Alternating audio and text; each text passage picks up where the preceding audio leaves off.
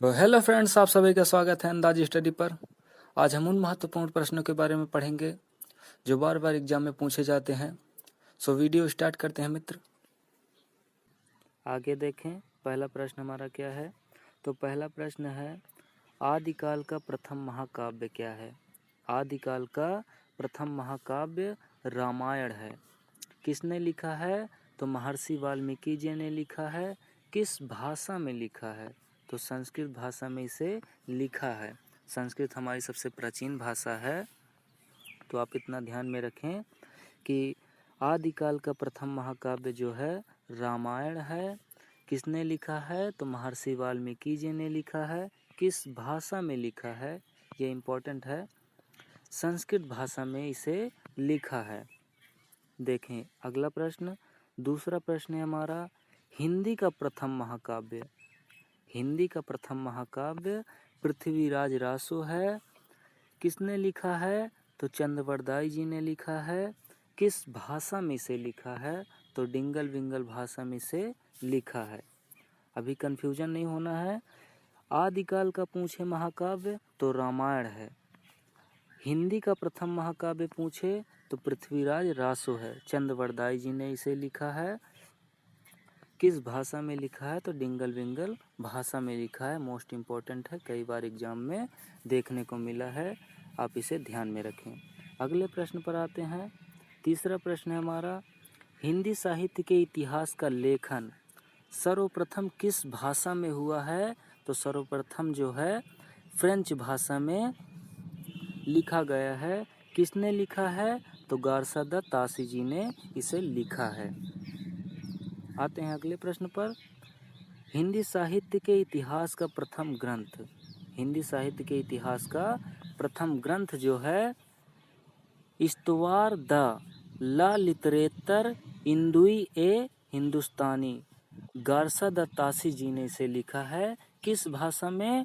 तो फ्रेंच भाषा में इसे लिखा है। आगे बढ़ते हैं मित्र। तो मित्र हमारा पांचवा प्रश्न क्या है? तो पांचवा प्रश्न है, कवि बिहारी लाल की रचना।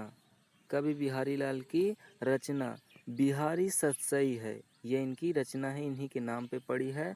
किस भाषा में लिखी है? तो ब्रज भाषा में ये लिखी गई है। आगे बढ़ते हैं मित्र। छठवां प्रश्न है हमारा, हिंदी का पहला प्रकाशित पत्र। हिंदी का पहला प्रकाशित पत्र, ये मोस्ट इम्पोर्टेंट प्रश्न है। उदंत मार्तंड है।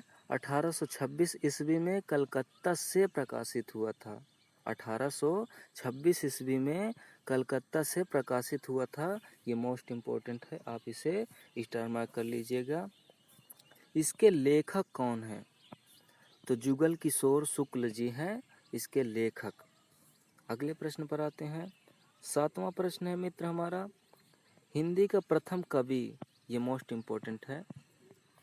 हिंदी का प्रथम कवि जो है सरहपा जी हैं। हिंदी के पहले कवि जो थे सरहपा जी हैं। अगले प्रश्न पर आते हैं।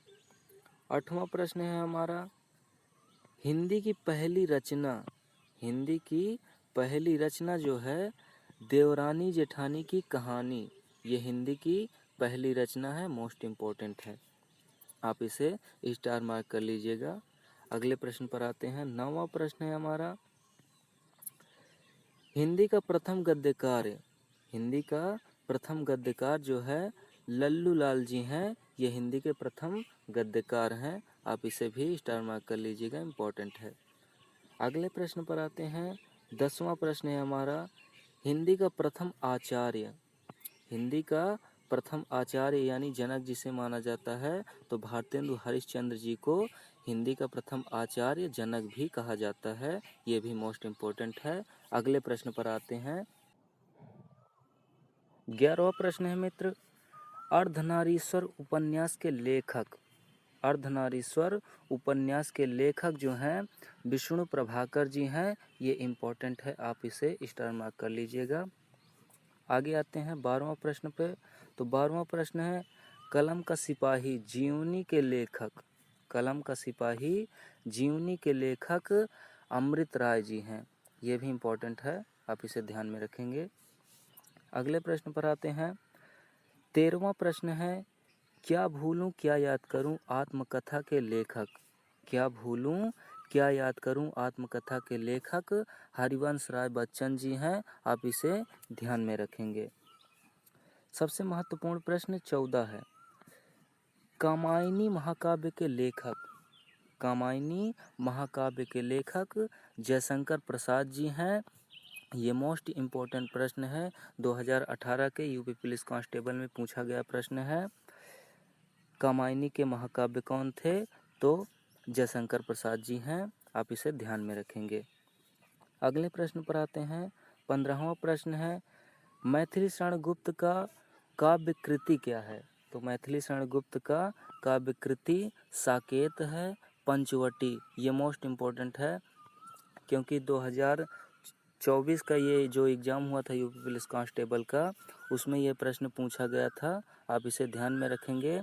और आगे आते हैं। भारत भारती, भारत भारती सिद्धराज, ये इनके काव्य कृति हैं। और पूछा जाए कि चंपू काव्य, मैथिली शरण गुप्त का चंपू काव्य क्या है? तो यशोधरा है। चंपू काव्य यशोधरा है। और यूपी पुलिस कांस्टेबल 2018 के प्रश्न में पूछा गया था कि मैथिली शरण गुप्त को राष्ट्र कवि किसने कहा था? तो महात्मा गांधी जी ने कहा था राष्ट्र कवि। सो आज के लिए इतना ही मित्र। वीडियो अच्छा लगा हो तो लाइक करिएगा, चैनल को सब्सक्राइब करिएगा और कमेंट करिएगा कि अगला टॉपिक हम किस पर बनाएं। सो धन्यवाद मित्र, ऑल द बेस्ट।